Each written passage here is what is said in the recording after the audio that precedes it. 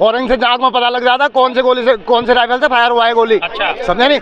हाँ, और उस बिल्कुल तो और काहे से कह रहे हैं? कौन हो तुम देखने वाले? कौन है भाई तू देखने वाला? हाँ, तुम देखने वाले रिपोर्ट भाई।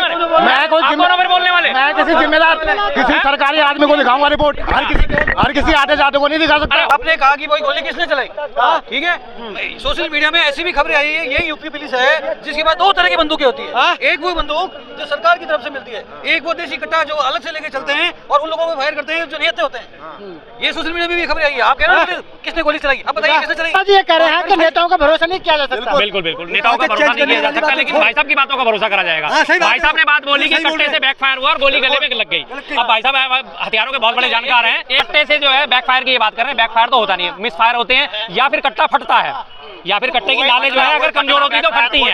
हाँ, तो फटने में क्या होता है, हाथ में चोट लगती है। अगर आपको नहीं जानकारी तो मुझे भी जानकारी है इस बारे में। मोदी जी की कौन सी नीति आज सफल है ये बता दीजिए। विदेश नीति तो आज उसका कचरा हुआ पड़ा है, तमाम देश आज हमारे खिलाफ हुए खड़े हैं। बता दीजिए कौन सा देश आज हमारी फेवर में खड़ा होता है? बता दीजिए कौन सा देश हमारे देश में खड़ा होता है?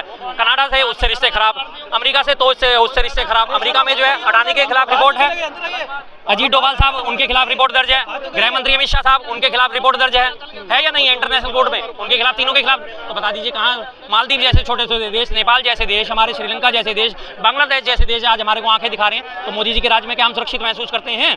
रोज सुबह उठ के ढोल पीटा जाता है देश सुरक्षित हाथों में, शाम होते होते घोषणा कर दी जाती है 100 करोड़ हिंदू एक हो जाओ नहीं तो तुम काट दिए जाओगे।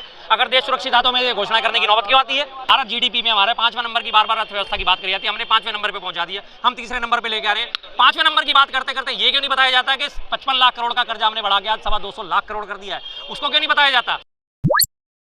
इसने गलती करी तो ये भी गलत है, इसने गलती करी तो ये भी गलत है, दोनों पक्ष गलत है ना। एक मिनट, अभी संभल इंसान में जो लोग मारे गए 30 गोली से मारे गए, पता है आपको? हाँ पता, पुलिस वालों की। अच्छा, हाँ, वो लोग कट्टे से फायर करते थे और उस कट्टे ने बैक फायर करा, गले में गोली लग के 2 लोग मर गए।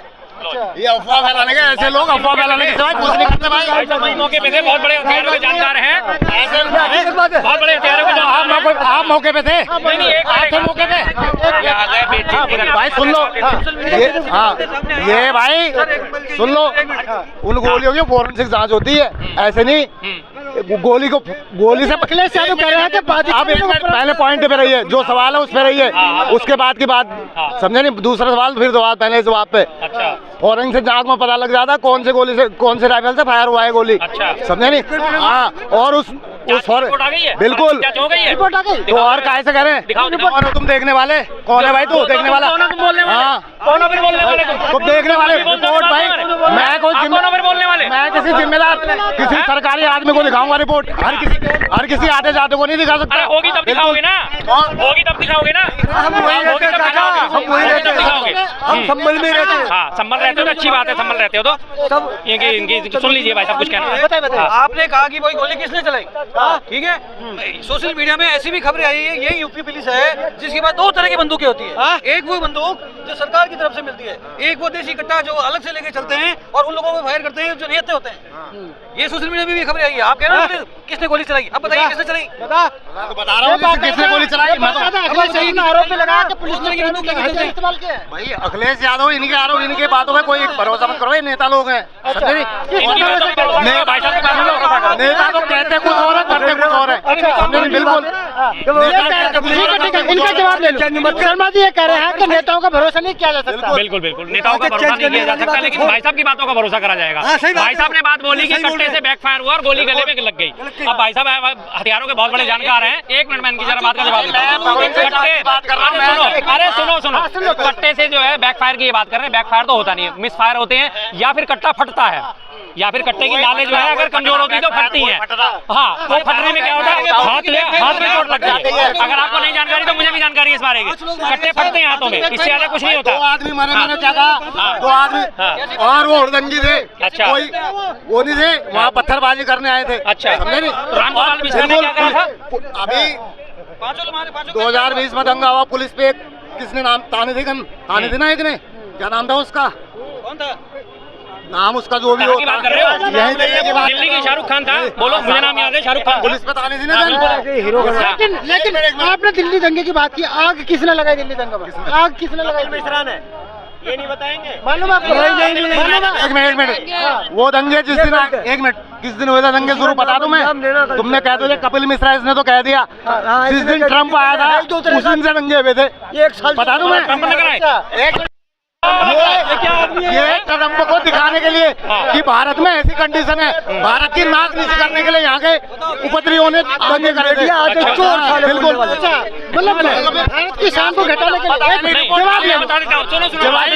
जवाब ले लो। मैंने सवाल सही करो। सवाल सही करा ना। अब इन्होंने ये बात करी, दिल्ली हाई कोर्ट ने जो है, दिल्ली हाई कोर्ट ने इन दंगों के बाद जब ये मामले पुलिस में गए, दिल्ली हाई कोर्ट के जज साहब ने क्या दिया था कि इस दंगों के शामिल में ये 4 लोग सबसे प्रमुख रूप से इनके नाम सामने हैं, कपिल मिश्रा और अपने मनोज तिवारी, और उसके बाद एक वो अपना तीसरा, एक मिनट बताता हूँ, कपिल मिश्रा, मनोज तिवारी और अनुराग ठाकुर और एक वहाँ की लोकल लीडर, 4 लोगों के नाम के इन चारों के ऊपर एक मिनट सुन लो आराम, इन चारों के ऊपर मुकदमा दर्ज होना चाहिए और इनके ऊपर FIR दर्ज करके और मामले को आगे बढ़ाना चाहिए।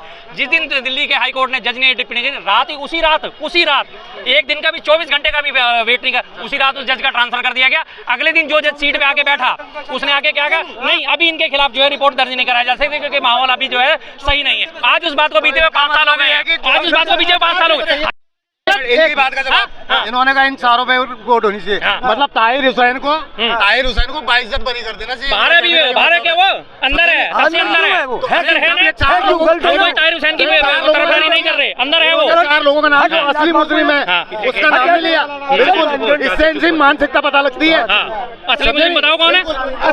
ताहिर हुसैन बता रहा हूँ। हमारी तो है, हम कब उसकी तरफदारी कर रहे हैं? ताहिर हुसैन गलत नहीं था, ताहिर हुसैन गलत है तब से लेकर तो नहीं लिया आपने। अरे तो भाई पूरी बात तो सुना के तो नाम लूंगा। नाम किनका लिया इसने? जो असली मुजरिम है, गुनहगार, उनका नाम नहीं, जिनका नाम नहीं। अंदर बाहर होता तब उसको नाम लेते कि उसे क्यों छोड़ा? भाई ऐसे लोगों का बाहर होता तो हम नाम लेते कि उसे बाहर क्यों रखा? मानसिकता ऐसे लोगों से कोई बात नहीं। शर्मा जी को रोज सुनते हैं, हम सुनते हैं शर्मा जी को। मैं आम आदमी हूँ सर, सुनिए, मैं एक आम आदमी हूँ, मैं इन्हें रोज सुनता हूँ। अच्छा बोलते हैं, सही बोलते हैं, इन्हें रोज देखता हूँ, रोज सुनता हूँ। क्यों? क्योंकि सच का साथ देते हैं और हम वही लोग हैं जो सच का साथ देते हैं और इस देश की वो जनता है जो मोदी जी के बहकावे में नहीं आते हैं। हम वो लोग हैं। संभल की सच्चाई क्या है? गोलीबारी मैं ऐसी बातों में नहीं जाऊंगा। मैं ये इतना ही कहूंगा कि मोदी जी की जो बहकावे जनता है ना, उसी चक्कर में वोट दिए जा रही है। आता ही नहीं है क्योंकि मीडिया सच बताता ही नहीं है। क्या बात कर रहे हैं? बिल्कुल सर, आप सारे थोड़ी बिके हुए हैं। कुछ है जो ईमानदारी से काम कर रहे हैं, बाकी सब बिके हुए हैं। कुछ है जो ईमानदारी से काम कर रहे हैं, कुछ मात्र, लेकिन बाकी सारी मेन स्ट्रीम मीडिया क्या है? मेन स्ट्रीम मीडिया पूरा बिका हुआ है। मोदी जी के खिलाफ कोई सवाल सरकार से पूछना चाहिए कि विपक्ष से पूछना चाहिए? सरकार किसे सवाल किसे पूछना चाहिए? सरकार से कि विपक्ष से? विपक्ष से सवाल पूछा जाता है, सरकार से पूछना भैया। मुद्दों से ज्यादा मोदी जी को टारगेट किया प्रियंका गांधी ने। टारगेट होने वाले व्यक्ति हैं तो टारगेट क्यों ना करें? मोदी जी की कौन सी नीति आज सफल है ये बता दीजिए। विदेश नीति तो आज उसका कचरा हुआ पड़ा है। तमाम देश आज हमारे खिलाफ हुए खड़े हैं। बता दीजिए कौन सा देश आज हमारी फेवर में खड़ा होता है? बता दीजिए कौन सा देश हमारे देश में खड़ा होता है? कनाडा से उससे रिश्ते खराब, अमेरिका से तो उससे रिश्ते खराब। अमेरिका में जो है अडानी के खिलाफ रिपोर्ट है, अजीत डोभाल साहब उनके खिलाफ रिपोर्ट दर्ज है, गृह मंत्री अमित शाह साहब उनके खिलाफ रिपोर्ट दर्ज है या नहीं है इंटरनेशनल कोर्ट में उनके खिलाफ, तीनों के खिलाफ। तो बता दीजिए कहाँ मालदीव जैसे छोटे छोटे देश, नेपाल जैसे देश, हमारे श्रीलंका जैसे देश, बांग्लादेश जैसे देश आज हमारे को आंखें दिखा रहे हैं। तो मोदी जी के राज में क्या हम सुरक्षित महसूस करते हैं? रोज सुबह उठ के ढोल पीटा जाता है देश सुरक्षित हाथों में, शाम होते होते घोषणा कर दी जाती है 100 करोड़ हिंदू एक हो जाओ नहीं तो तुम काट दिए जाओगे। अगर देश सुरक्षित हाथों में घोषणा करने की नौबत क्यों आती है? 100 करोड़ हिंदुओं को क्यों डराया जाता है? अगर देश सुरक्षित हाथों में है तो क्यों हर दूसरे तीसरे दिन जम्मू कश्मीर में रोज अभी भी हमले रुके हैं?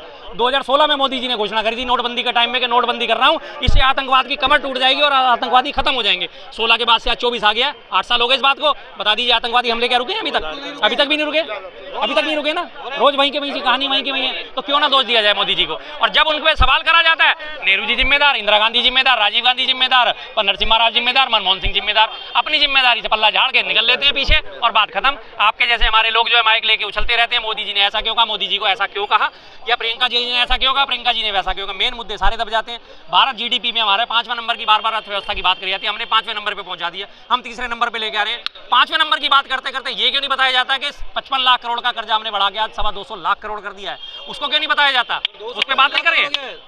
बिल्कुल हो जाएगा, 255 भी हो जाएगा, हाँ कोई देर नहीं है उसमें भी, लेकिन वो सारे मुद्दे दबा दिए जाते हैं ना। नेपाल भूटान जैसे छोटे छोटे देश हमें आंख दिखा रहे हैं, वो सारे मुद्दे दबा दिए जाते हैं। बस लास्ट एंड फाइनल ले देके मोदी जी मोदी जी मोदी जी। चलिए ठीक है, बहुत बहुत शुक्रिया। आगे सर आगे।